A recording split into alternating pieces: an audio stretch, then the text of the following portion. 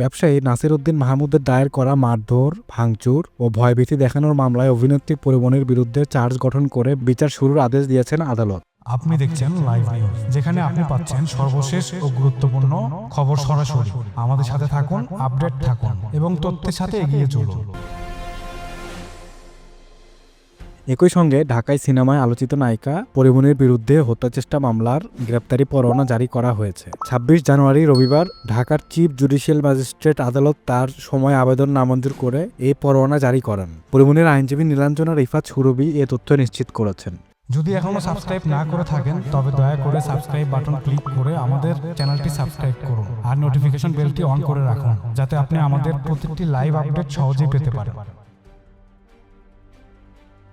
এর আগে গত ২৫ জুন এই মামলায় আত্মসমর্পণ করে জামিনের আবেদন করেন পরিমণি। শুনানি শেষে তাকে জামিন দেন ঢাকায় সিনিয়র জুডিশিয়াল ম্যাজিস্ট্রেট সাইফুল ইসলামের আদালত। গত বছরের ১৮ মার্চ ব্যবসায়ী নাসির উদ্দিনের করা এই মামলায় তদন্ত কর্মকর্তা পুলিশ ব্যুরো অফ ইনভেস্টিগেশনের ঢাকা জেলার পরিদর্শক মোহাম্মদ মুনির হোসেন ঢাকার চিফ জুডিশিয়াল ম্যাজিস্ট্রেট আদালতে পরিমণি ও তার কস্টিউম ডিজাইনার জুনায়েদ বুগদাদি জিমির বিরুদ্ধে প্রতিবেদন দাখিল করেন। পরিমণি ও জিমির বিরুদ্ধে মারধর ও ভয়ভীতি দেখানোর অভিযোগের সত্যতা পাওয়া গেছে বলে প্রতিবেদনে উল্লেখ করা হয়। এরপর গত ১৮ এপ্রিল ঢাকায় senior judicial magistrate M Saiful ইসলামের আদালত ২ আসামিকে ২৫ জুন আদালতে হাজির হতে সমন জারি করেন।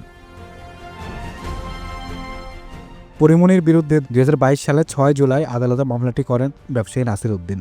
আমাদের সাথে থাকার জন্য আপনাকে অগণিত ধন্যবাদ। আপনারা যে ভালোবাসা এবং সমর্থন দিয়ে আমাদের এগিয়ে নিয়ে যাচ্ছেন তার জন্য আমরা চিরকাল কৃতজ্ঞ। লাইভ নিউজে এক্সক্লুসিভ নিউজ পেতে চোখ রাখুন।